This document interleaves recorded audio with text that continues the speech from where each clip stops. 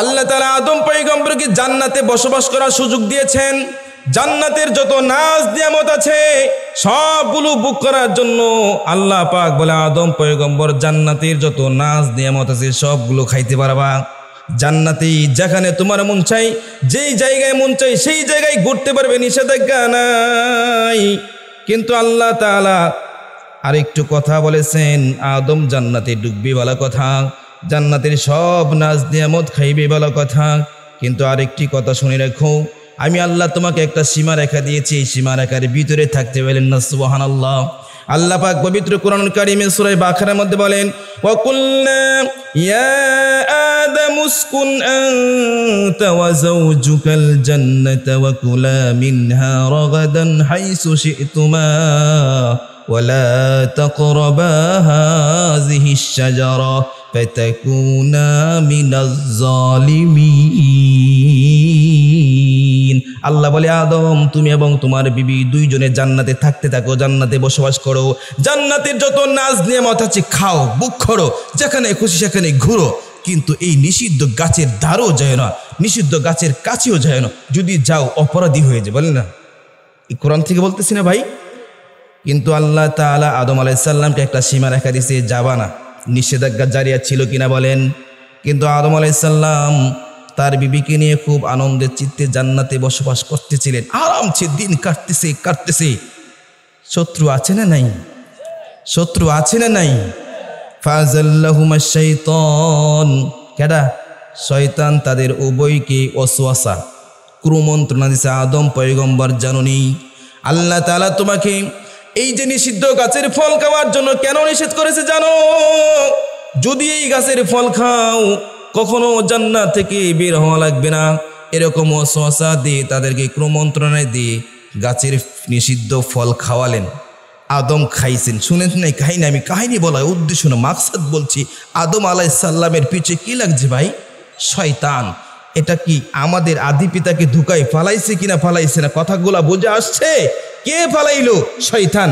এই দেন আল্লাহ কোরআনে বলছে, ফাযাল্লাহুমা শাইতানু আনহা ফাখরাজাহুমা। তখন আল্লাহ তাআলা বলেন, আমার নিষেধাজ্ঞা মানো নাই, বের হও। আল্লাহ জান্নাত থেকে উভয়কে বের করে দিলেন এবং আল্লাহ বলেছেন, শুনে রাখো ওয়া কুলনা বিতু বা'দুকুম লিবা'দিন, শুনে রাখো এই যে শয়তান আর তোমরা একে অপরের শত্রু। এগুলো আল্লাহ কোরআনে স্পষ্ট ভাষায় বর্ণনা করেছেন। এখন বলেন, শয়তান কি আছে না নাই? শয়তান কি এখনো আছে না নাই? যে শয়তান আমাদের পিতাকে ধোঁকায় ফেলাইতে পারে, জান্নাত থেকে বের করতে পারে, জান্নাত থেকে বের করে আল্লাহ দুনিয়ার জমিনে পাঠাই দিছে, যা দুনিয়াতে যা, জান্নাতে জায়গায় নেই। ঠিক কিনা বলেন? এখন বলেন, আল্লাহ কৌশল অবলম্বন করে, হিকমত অবলম্বন করে আল্লাহ দুনিয়াতে প্রেরণ করেছেন আদম পয়গম্বরকে। আমরা আদমের সন্তান। এখন কথা শুনেন, আদম আলাইহিস সালাম তো একটু ভুল করেছি কিনা? এই ভুল করার কারণে আদম পয়গম্বর কান্নাকাটি করতে তওবা করতে এক পর্যায়ে আল্লাহ তাআলা দরদ লাগছে, মায়া লাগছে, তখন আল্লাহ তাআলা কোরআন আয়াত আবার নাজিল করলেন, ফাতালাক্কা আদামু মির রাব্বিহি কালিমাতিন ফাতাবা আলাইহি ইন্নাহু হুয়াত তাওয়াবুর রহিম। আদম পয়গম্বর ভুল করার কারণে বারবার মালিকের কাছে ক্ষমা চেয়ে, আল্লাহ আমি তো ভুল করে ফেলেছি, আমি যত অন্যায় করে ফেলেছি, বারবার মালিকের কাছে ক্ষমা চাই, আল্লাহ তাআলা এক পর্যায়ে আল্লাহ তাআলা কিছু কালিমা নাজিল করলেন, কিছু শব্দ বাক্য, আল্লাহু আকবার বলেন। তখন আদম পয়গম্বর আল্লাহর কাছে দোয়া করতে শুরু করলেন। সূরা আরাফের বর্ণনায় পাওয়া যায়, আদম পয়গম্বর দোয়া করলেন, قال ربنا ظلمنا أنفسنا وإن لم تغفر لنا وترحمنا لنكونن من الخاسرين। আদম আলাইহিস সালাম আল্লাহর কাছে তওবা করে দোয়া করে, মালিক আমি তো আমার নফসের সাথে জুলুম করেছি, আমি নফসের সাথে অন্যায় করে ফেলেছি, ও আমার রব, আপনি আমার রব আমাকে ক্ষমা করে দেন। বারবার দোয়া করার কারণে আল্লাহ পাক আদম পয়গম্বরকে ক্ষমা করে দিলেন, বলেন সুবহানাল্লাহ। এই জন্য ভাই বলতেছিলাম, আমাদের আদি পিতাকে শয়তান ধোঁকায় ফেলাইছে, এই শয়তান আমাদের পিছে আছে না নাই? শুধু আদম পয়গম্বর দোয়া করেছে এরকম নয়, কিতাবের ভাষায় পাওয়া যায় আদম পয়গম্বর দোয়া করেছে এরকম নয়, মূসা আলাইহিস সালাম দোয়া করেছে, আল্লাহর কাছে ক্ষমা চাইছে। মূসা আলাইহিস সালাম ফেরাউনের জমানায় আসছিলেন। কোন যুগে বলেন? এই ফেরাউন এত জালেম ছিলেন, মূসা পয়গম্বরকে কতল করার জন্য হাজারো হাজারো লক্ষ লক্ষ সন্তান নিষ্পাপ শিশুকে ফেরাউন হত্যা করেছে। ফেরাউন পাদ্রী রাহেব অথবা যারা ভবিষ্যৎবাণী দেয় জানতে পারছে তোমার বংশের মধ্যে এমন একজন ছেলে আসবে যে ছেলে রাজত্ব দখল করবে। ফেরাউন শুনতে পেরে এক পর্যায়ে ওকে বিশাল লম্বা কাহিনী সার সংক্ষেপ হলো এই, ফেরাউন যখন জানতে পারলে একজন যুবক আসবে এই সিংহাসন দখল করবে, তখন ফেরাউন এই মূসা পয়গম্বরকে মারার জন্য কতল করার জন্য শত শত বাচ্চাকে কতল করা হয়েছিল। ইতিহাস পড়েছেন মূসা পয়গম্বরের মা মূসা আলাইহিস সালামকে ছোট অবস্থায় সিন্ধুকে ভাসিয়ে দিয়েছিল। নদীতে ভাসতে ভাসতে ফেরাউনের বাড়ি পর্যন্ত টেক লাগছে, ঠিক কিনা বলেন? এখন বলেন যে সন্তানের জন্য এত চেষ্টা আর মেহনত করেছে, এত বাচ্চা হত্যা করেছে, খুন করেছে, ফেরাউন কি পারছে ওই সন্তানকে খুন করতে? বলেন যদি আল্লাহ কাউকে বাঁচায় রাখতে চায় দুনিয়ার কেউ তাকে মারতে পারে না। এটা আমার কথা না, এটা অনেকেই জানেন। আমরা বলি আল্লাহ যদি কাউকে বড় করতে চায় দুনিয়ার কোনো মানুষের ক্ষমতা নাই নিচে নাও, ঠিক কিনা বলেন? কিন্তু ফেরাউন এত বড় জালেম ছিলেন, শত শত বাচ্চা হত্যা করেছে, কিন্তু মূসা পয়গম্বরে কিছুই করতে পারে নাই। বরংস আল্লাহ পাক মূসা পয়গম্বরকে ফেরাউনের ঘরের ভিতরে ঢুকাই দিয়েছে। বলেন সুবহানাল্লাহ। কে করেছে বলেন? আল্লাহ করেছে। কিন্তু কাহিনী হলো এই, মূসা আলাইহিস সালাম যখন টক বগে যুবক ছিলেন তার গায়ে ছিল 40 জন জান্নাতি যুবক। কিতাবে আসছে একজন নবীর গায়ে তো 40 জন যুবকের শক্তি থাকে। বলেন সুবহানাল্লাহ। মূসা আলাইহিস সালামের জবানে এরকম হয়েছিল, কোন এক কিপ্তিয়া বাছরের ঝগড়া হয়েছিল, তিনি ছিলেন ফেরাউনের সন্তান। ওই সময় দৃষ্টিকোণ থেকে ফেরাউনের ছেলে লালিত পালিত ফেরাউন করেছে, তিনি তো রাজার ছেলে, বিচার করতে পারে কিনা পারে না। মূসা আলাইহিস সালাম যখন বিচার করলেন অন্যায় দেখে, কিপ্তিয়ার অন্যায়, মূসা পয়গম্বরে এক গোসাতে কিপ্তিয়া মরে গেছে। এই জন্য মূসা আলাইহিস সালাম পর্যন্ত আল্লাহর কাছে দোয়া করলেন, ক্বালা রাব্বি ইন্নী যালামতু নাফসি, ক্বালা ইন্নী যালামতু নাফসি ফাগফিরলি ফাগফারা লাহু ইন্নাহু হুয়াল গফুরুর রহিম। মূসা পয়গম্বর পর্যন্ত মালিকের কাছে ক্ষমা চেয়ে আল্লাহ আমাকে ক্ষমা করে দিন, আমি তো অপরাধী। এই জন্য মূসা পয়গম্বর পর্যন্ত আল্লাহর কাছে ক্ষমা চাইছে। বলেন সুবহানাল্লাহ। এই জন্য নবীরা যদি ক্ষমা চাইতে পারে, আর নবী আপনি আমার নবী, যে নবীর জন্য আল্লাহ এত কিছু করেছেন, ওই নবী তো দৈনিক 100 বার তওবা করতেন। বলেন সুবহানাল্লাহ। আপনারা নূহ নবীর নাম শুনছেন? নূহ পয়গম্বর পর্যন্ত তওবা করছে আল্লাহর কাছে। রব্বিগফিরলি ওয়ালি ওয়ালিদাই আছে, কোরআনে আছে। নূহ আলাইহিস সালাম পর্যন্ত আল্লাহর কাছে তওবা করেছেন, পবিত্র কোরআনের ভাষায় পাওয়া যায়। আল্লাহু আকবার বলেন, আল্লাহু আকবার। এই জন্য নূহ আলাইহিস সালাম কি তওবা করেছেন জানেন? নূহ আলাইহিস সালাম পর্যন্ত আল্লাহর কাছে দোয়া করতেন, আল্লাহ আমাকে মাফ করে দেন, আমার পিতামাতাকে মাফ করে দেন, আল্লাহ আমাকে ক্ষমা করে দেন, আমার পিতামাতাকে ক্ষমা করে দেন, যারা আমার ঘরে ঢুকেছে, আমার এই বাড়িতে যারা ঢুকেছে তাদের সকলকে আল্লাহ নিরাপদ করে দেন। এই যে কোরআনে কথা আসছে সূরা নূহ 574 নম্বর পৃষ্ঠার মধ্যে 74 নম্বর পৃষ্ঠার মধ্যে আল্লাহ বলেছেন, দেখেন, রব্বিগফিরলি ওয়ালি ওয়ালিদাইয়া ওয়ালিমান দাখালা বাইতিয়া মুমিনাও ওয়ালিল মুমিনিনা ওয়াল মুমিনাত ওয়ালা তাজিদিজ যালিমিনা ইল্লা তাবারা।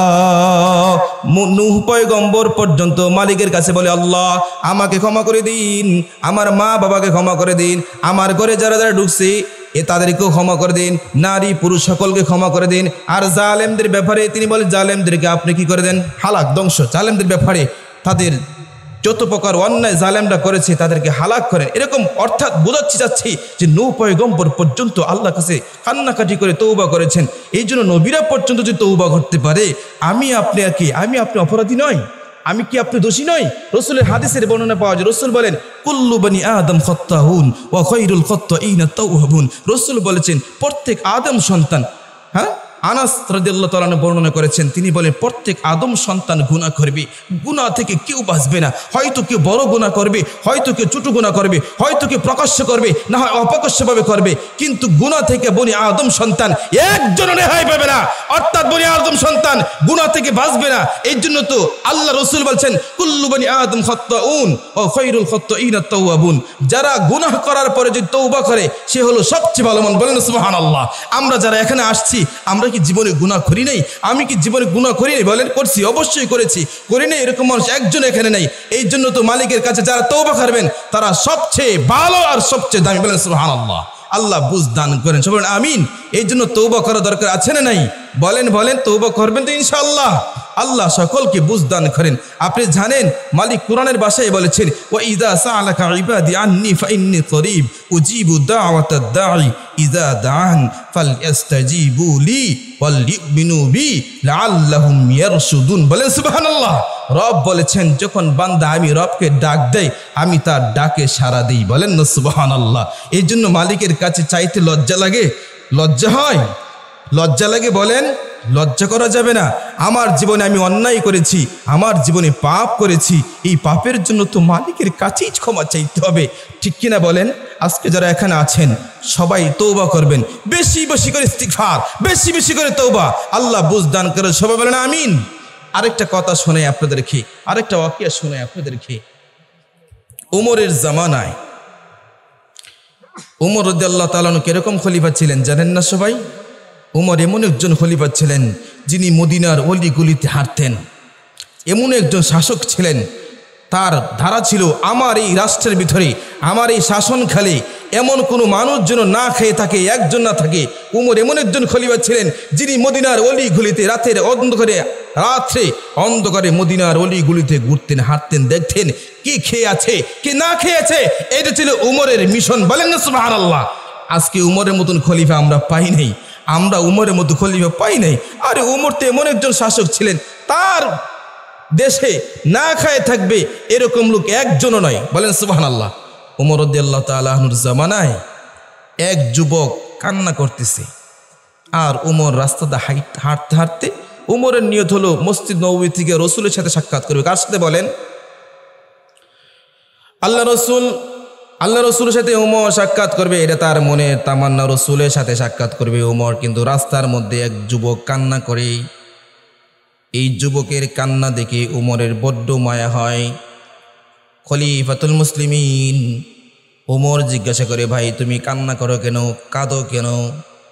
খলিফাতুল মুসলিমিন, এমন অন্যায় করেছি, এমন পাপ করেছি, এমন অপরাধ করেছি খলিফাতুল মুসলিমিন কাউকে বলা যাবে না। খলিফাতুল মুসলিমিন উমর বলে, আমার কাছে বলো কি পাপ করেছো? কয় না না না, তোমার কাছে বলা যাবে না। যুবক এমন ভাবে কান্না করতেছে, এক পর্যায়ে যুবকের কান্না দেখি খলিফাতুল মুসলিমিন উমরও কান্না করতেছি। একজন মানুষ কানলে অনেক মানুষ কান্না করে, কান্না আসে না ভাই?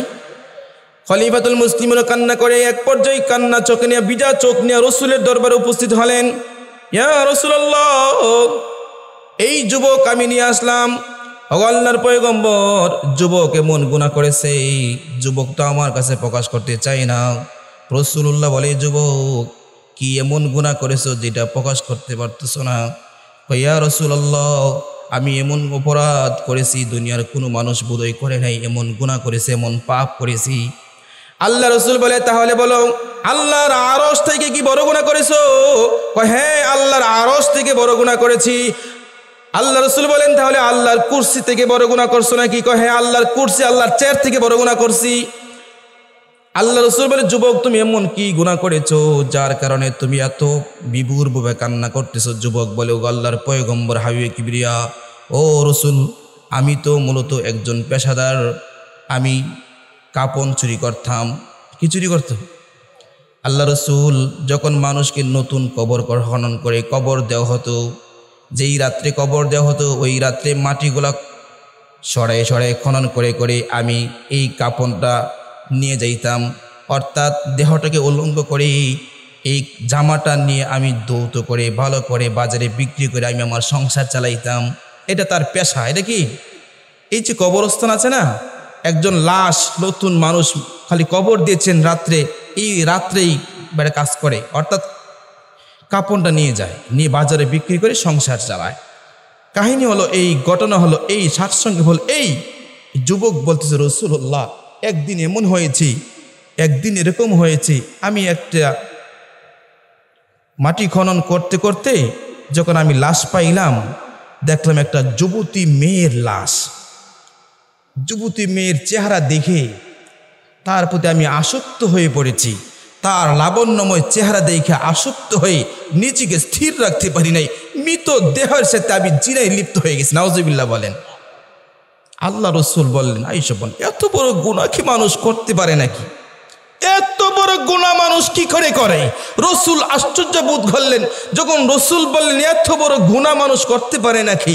একথা শোনার পরে সাহাবী দৌড়ে পাহাড়ে চলে গেলেন, রাসূলুল্লাহ আমাকে জায়গা দেয় নাই, বোধহয় রব বোধহয় আমাকে ক্ষমা করবে না। কিতাবের ভাষায় লেখছে, যুবকের ভিতরে একটা কম্পন সৃষ্টি হলো। যখন কবর থেকে তিনি উঠে চলে আসতেছিলেন কাপড় নিয়ে, ওই কবরের দেহ যুবককে লক্ষ্য করে বলে, যুবক, ও যুবক, তুমি তো হাজারো কবর, লক্ষ লক্ষ কবরের মধ্যে তুমি এই কি কাজ করলে? এমন কি কাজ করেছো? আমার পরিবার যারা ছিলেন তারা তো আমাকে পবিত্র অবস্থায় এখানে রেখে গিয়েছিল, আর তুমি এই কবর জগতের মধ্যে আমাকে নাপাকি বানাইয়া, আমাকে নাপাকি অবস্থায় রাইখা তুমি কাজটা কি করেছো? তোমার কলবে কি ভয় হয় না? হাসরে মাহশারে আমি কি নাপাকি অবস্থায় সবার সামনে কি করে উঠব? যুবক যখন কবর থেকে উঠে, যখন এই আওয়াজ দেয় তার কর্ণ পর্যন্ত পৌঁছে গেছে, রাসূলুল্লাহকে বলে, ইয়া রাসূলুল্লাহ, আমার কলবের ভিতরে এমন একটা কম্পন সৃষ্টি হয়েছে, আমি নিজেকে স্থির রাখতে পারি নাই। এই জন্য রাসূলুল্লাহ রাস্তার মধ্যে বসে বসে কান্না করছি, আমি যেই বড় গুনাহ করেছি আমাকে আল্লাহ ক্ষমা করবে কিনা। যখন রাসূলুল্লাহর কাছে সব বৃত্তান্ত কাহিনী বললেন, যুবক দৌড়ে পাহাড়ে চলে গেছেন। কাঁদতে কাঁদতে এক পর্যায়ে এরকম হলো, আল্লাহ তাআলা কাছে এত পরিমাণ তওবা করেছে, এত পরিমাণ কান্না করেছেন, আল্লাহ তাআলা এক পর্যায়ে জিবরাইল আমিন ফেরেশতার মাধ্যমে নবীকে সংবাদ জানিয়ে দিলেন, ও রাসূলুল্লাহ, আপনার রব তো এত শক্ত দিলেন নয়, আপনার রব তো এত কঠোর নয়, আপনার রব তো এই পাপাচারীকে আপনার রব ক্ষমা করে দিয়েছেন। বলেন না সুবহানাল্লাহ। এত পরিমাণ কান্নাকাটির পরে ক্ষমা করে দিছে, বলেন সুবহানাল্লাহ। এই জন্য কাহিনী বলা উদ্দেশ্য নয়, এত বড় গুনাহ আমরা এখানে কেউ করি নাই, আমি তো 99টা খুনও করি নাই। হাদিসে পাওয়া যায় 99 100 খুন করার পর মাফ করেছে, বলেন সুবহানাল্লাহ। এই জন্য ভাই, আল্লাহকে এখনো পর্যন্ত চিনতে পারেন নাই। জানেন মুসা পয়গম্বরের জামানায় কি হচ্ছিল জানেন? মুসা আলাইহিস সালাম তো আল্লাহর সাথে কথা বলতেন 3টা শর্তের ভিত্তিতে। কয়টা শর্ত? মুসা আলাইহিস সালামের সাথে আল্লাহ কথা বলতেন 3 শর্ত ছিল। 1 নম্বর শর্ত ছিল, মুসা তোমার সাথে কথা বলতে তুর পাহাড় লাগবে। 2 নম্বর খালি পা হতে হবে। 3 নম্বর সময় কম হবে, লম্বা চড়া আলোচনা করা যাবে না। কিন্তু আল্লাহ বলে, মুসা এমন একটা জাতি আছে, এমন একটা উম্মত আছে যাদের সাথে কথা বলতে কোনো সময় লাগে না, যাদের সাথে কথা বলতে কোনো সময় টাইম কোনো নির্ধারিত নয়, যে কোনো সময় যে কোনো মুহূর্তে কথা বলতে পারি। মুসা পয়গম্বর বলেন, আল্লাহ এটা কোন উম্মত যে উম্মতের জন্য এত বড় অফার, যে উম্মতের সাথে কথা বলতে তুর পাহাড়ের প্রয়োজন নাই, যে উম্মতের সাথে কথা বলতে তুর পাহাড়ের প্রয়োজন হয় না, যে উম্মতের সাথে কথা বলতে সময় নির্দিষ্ট নয়, সারা রাত হলে সারা রাত, সারা দিন হলে সারা দিনই কথা বলবে, এটা কোন উম্মত? রাসূলুল্লাহ বলেছেন। এটা কোন উম্মত? আল্লাহ তাআলা বলেন এটা সুবহানাল্লাহ। বলেন নামাজ যখন দাঁড়ান কার সাথে কথা বলেন? গোলাম যখন বলে আলহামদুলিল্লাহি রাব্বিল আলামিন, আল্লাহ তাআলা জবাব দেয় হামিদানি আব্দি। বলেন সুবহানাল্লাহ। গোলাম যখন বলে মালিক ইয়াউমিদ্দিন, আছে না আলহামদুলিল্লাহি রাব্বিল আলামিন আর রহমানির রহিম, বলি না মাসনা আলাইয়া আব্দি, আল্লাহ জবাব দেয়। আল্লাহ জবাব দেয় যখন আপনি আমি পড়ি মালিক ইয়াউমিদ্দিন, আল্লাহ বলে মাজ্জাদানি আব্দি। বলেন না সুবহানাল্লাহ। অর্থাৎ এই শেষ নবীর উম্মতকে আল্লাহ এত সুযোগ দিয়েছেন, এই নবীর উম্মত যদি সারা রাত্র নামাজে দাঁড়ায় থাকে, আমি আল্লাহ তার সাথে কথা বলতে রাজি। বলেন সুবহানাল্লাহ। আল্লাহ তাআলা এই শান আমাদেরকে দিয়েছে, এই শ্রেষ্ঠত্ব দান করেছে আল্লাহ পাক। আপনি আমার নবীর জন্য আল্লাহ এত মর্যাদাশীল বানিয়েছেন, বলেন সুবহানাল্লাহ। এই জন্য ভাই নিজেকে এখনো চিনতে পারেন নাই, এখনো বুঝেন নাই। আর কত পাপ করবেন, আর কত গুনাহ করলে আপনি সাবধান হবেন। আপনি জানেন আল্লাহ তাআলা এই উম্মতের জন্য আরেকটা শব্দ ব্যবহার করছে কোরআনে 89 বার। কতবার? 8 নয়, 89 বার ব্যবহার করছে কোরআনে। একটা শব্দ আছে, শব্দটা হলো এই ইয়া আইয়ুহাল্লাযীনা আমানু, বলেন সুবহানাল্লাহ। ইয়া আইয়ুহাল্লাযীনা আমানু, আমানু, এই শব্দটা আল্লাহ পাক পবিত্র কোরআনে 89 বার। কতবার বলেন? আল্লাহ তাআলা এই আয়াত দ্বারা হয়তো কোনো কাজে নির্দেশ করেছেন, আর না হয়তো কোনো কাজ থেকে বিরত থাকার জন্য আল্লাহ বলেছেন। আল্লাহ বলেছেন ইয়া আইয়ুহাল্লাযীনা আমানু কুতিবা আলাইকুমুস সিয়াম, অথবা বলেছেন ইয়া আইয়ুহাল্লাযীনা আমানু কু আনফুসাকুম ওয়া আহলিকুম নারা, ইয়া আইয়ুহাল্লাযীনা আমানু তাকুল্লাহ। অর্থাৎ এই শব্দটা আল্লাহ পাক কোরআনুল কারীমে একবার আর দুইবার নয়, 89 বার বারবার আল্লাহ ব্যবহার করেছেন শুধু এই নবীর উম্মতের জন্য। বলেন সুবহানাল্লাহ। এই মিয়া, বাবা যদি সন্তানকে ডাক দেয় একবার, দুইবার, তিনবার, 5 বার, 10 বার, সন্তান কি শুনবে না ভাই? এত ডাকার পরে যদি যে সন্তানটা শুনতে না চায়, সে মূলত সন্তানের যোগ্য নয়। ঠিক কিনা বলেন? আল্লাহ 89 বার বারবার কোরআনের ভাষায় বলছে ইয়া আইয়ুহাল্লাযীনা আমানু, হে ঈমানদারগণ, বারবার বলছে। এতবার বলার পরও যদি আপনি না শুনেন, এখন বলেন আপনি কি মানুষ? আল্লাহ আর কতবার বলবে? বাবা সন্তানকে আর কতবার বলতে পারে? কতবার বলবে? ঠিক কিনা বলেন? আল্লাহ বুঝ দান করেন। এই জন্য ভাই এখানে বসে আছেন, খুব ভালো লাগতেছে। আলহামদুলিল্লাহ বলেন আলহামদুলিল্লাহ।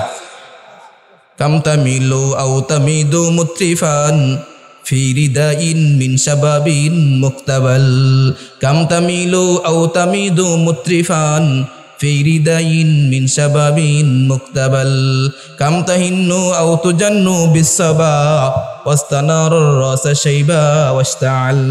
মিয়া, তোমার মাথার চুল তো সাদা হয়ে গেছে, তোমার শরীরের চামড়া তো ডিল হয়ে গেছে, আর কত গুনাহ করো, আর কত গুনাহ করলে তোমার মন ভরবে? ঠিক না বলেন?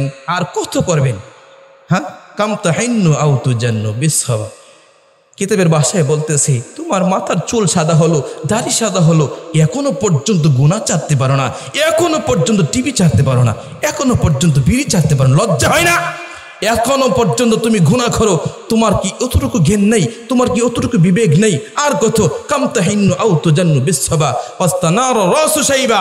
তোমার চুল তো সাদা হলো, দাড়ি তো সাদা হলো, মাথার চুল তো সাদা হলো, আর কত করবে? আর কত করবে গুনাহ? এই জন্য ভাই নিজেকে শুধরানোর কাছে নাই। বলেন কাম তামিলু আও তামিদু মুত্রিফান ফি রিদাইন মিন শাবাবিন মুক্তাবাল, কাম তামিলু আও তামিদু মুত্রিফান ফি রিদাইন মিন শাবাবিন মুক্তাবাল। যৌবনের চাদর আবৃত করে ক্ষণস্থায়ী বস্তুর দিকে লাগামহীন ছাড়ার নেই। আর কত কাল তুমি এই দুনিয়ার জন্য মেহনত করবে? আর কত করবে? সারা দিন খালি দুনিয়া দুনিয়া করো। হ্যাঁ, গুলশান বাড়ি হয়েছে, বনানীতে বাড়ি হয়েছে, কিশোরগঞ্জে বাড়ি হয়েছে, আর কত চাও? আর কত লাগবে? আর কি পরিমাণ টাকার প্রয়োজন তোমার? আর কি পরিমাণ হলে তোমার মন ভরবে? আর কি চাও তুমি? ঠিক না বলেন? আর কত? মাথার চুল তো সাদা হলো, শরীর তো ডিল হয়ে গেল, চামড়া তো ডিল হয়ে গেল, আর কত কিছু প্রয়োজন তোমার? বলো, আর কি চাও তুমি? এই জন্য কবি বলতে চাচ্ছেন আর কি চাও, আর কি লাগবে তোমার, আর কত প্রয়োজন বলো? হ্যাঁ, কাম তামিলু আও তামিদু মুত্রিফান ফি রিদাইন মিন শাবাবিন মুক্তাবাল। আর কত? আর বলেন আর কত? আর কত দিলে পেট ভরবে? কোরআনে আছে ওয়াইলুল লিকুল্লি হুমাযাতিল লুমাযা আল্লাযী জামা'a মালাহু ওয়া আদ্দাদা ইয়াহসাবু আন্না মালাহু আখলাদা। আছে না নাই? আছে না নাই? হাত্তা জুরতুমুল মাকাবিরের কথা আছে। যতক্ষণ পর্যন্ত আদম সন্তান কবরের মাটি না খাবে, ততক্ষণ পর্যন্ত তার মন ভরবে না। গুলশান বাড়ি হয়েছে কি হয়েছে, ঢাকা বাড়ি হয়েছে কি হয়েছে, কিশোরগঞ্জে প্রয়োজন, নিজের বাড়িতে প্রয়োজন। আছে না নাই? এরকম মানুষ আছে না নাই? নিজের চাহিদা পূরণ করার জন্য আর কত জীবন দরকার তোমার? অথচ তুমি এত বড় নাফরমান। আল্লাহর জমিনে থাকো, আল্লাহর জমিনে রিজিক খাও, আল্লাহর দেওয়া জানমাল নিয়ে জমিনে বিচরণ করো, আল্লাহর দেওয়া সবকিছু পাও, রৌদ্রে বৃষ্টি সবকিছু মালিক দিচ্ছে, আল্লাহর জমিনে থাকছো, অথচ আল্লাহর জমিনে থাইকা নাফরমানি করছো। আর কত নাফরমানি করবে? এই জন্য তো রব বলেছেন নাফরমানি করার পরও যদি গোলাম ফিরে চায় আমি আল্লাহ মাফ করে। বলেন সুবহানাল্লাহ। এই জন্য তওবা করবেন তো ইনশাল্লাহ। নিজেকে একটু ফিকির করান, একটু আর কত ওয়াজ করব, সন্তান আর কত বলবে, মা আর কত বলবে, আমি আর কত বলবো। আপনাকে বোঝা দরকার, আপনি আমার বোঝা উচিত, আমাকে এখন বোঝা উচিত দুনিয়াতে থাকতে পারবো না, দুনিয়া ছাইরা দিতে হবে, ঠিক কিনা বলেন? দুনিয়া ছাড়তে হবে না ভাই। কাইফা ইয়ানজু মান নাশা তিরবাল হাওয়া, কাইফা ইয়ানজু মান নাশা তিরবাল হাওয়া ওয়াল মাসি শাব্বা ফিহা ওয়াখতাফাল, কাইফা ইয়ানজু মান নাশা তিরবাল হাওয়া ওয়াল মাসি শাব্বা ফিহা ওয়াখতাফাল। কয় তুমি যখন গুনাহ করো তোমার কি লজ্জা হয় না? তোমার কি লজ্জা হয় না? গুনাহ করার কারণে তো মানুষ দুনিয়াতে শর্মিন্দা হয়, গুনাহ করার কারণে দুনিয়াতে লজ্জিত হতে হয়, গুনাহ করার কারণে পরকালে আল্লাহর কাঠগড়ায় দাঁড়াতে হবে। এই গুনার কারণে হাসরে মাহশরে আল্লাহর দরবারে তোমাকে দাঁড়াতে হবে, ঠিক কিনা বলেন? এই জন্য গুনাহ কত করবা, গুনার জন্য তোমাকে লজ্জিত হতে হবে। যদি কোনো মানুষ দুনিয়াতে গুনাহ করে দুনিয়াতে শর্মিন্দা হতে হয়, পরকালেও শর্মিন্দা হতে হয়, ঠিক না বলেন? এই জন্য বলেন গুনাহ করব না, বলেন গুনাহ ছেড়ে দিব, বলেন আর কত বলবার, কত বললে আপনি খুশি হবেন বলেন? আল্লাহ তাআলা কোরআন নাজিল করার মাধ্যমে বলতেছেন, নবীগণের মাধ্যমে আল্লাহ বর্ণনা করেছেন আর কত বললে গুনাহ ছেড়ে দিবেন। এই জন্য গুনাহ ছাড়বেন তো ইনশাআল্লাহ? বলেন ইনশাআল্লাহ। আজকে এখানে যারা বসে আছেন আলহামদুলিল্লাহ বলেন, আমি তো জান্নাতের বাগানে বসে আছি, আমি তো একটি প্যান্ডেলে বসে আছি। আজকের এই প্রোগ্রাম যদি আল্লাহ কবুল করে, হাসরে মাহশরে আল্লাহ ইয়া রাসূল যদি নাজাত দিয়ে দেয়, আলহামদুলিল্লাহ বলেন। এই জন্য ভাইয়েরা আমার আর কত চাই বলেন? আর চাই না গুনাহ করতে, বলেন ইনশাআল্লাহ। বিশেষ করে আজকে বর্তমান জামানায় আমার যুবক ভাইয়েরা, আল্লাহ মাফ করেন, আজকে এই প্রত্যেক যুবকের হাতে হাতে মোবাইল আছে, অ্যান্ড্রয়েড সেট আছে।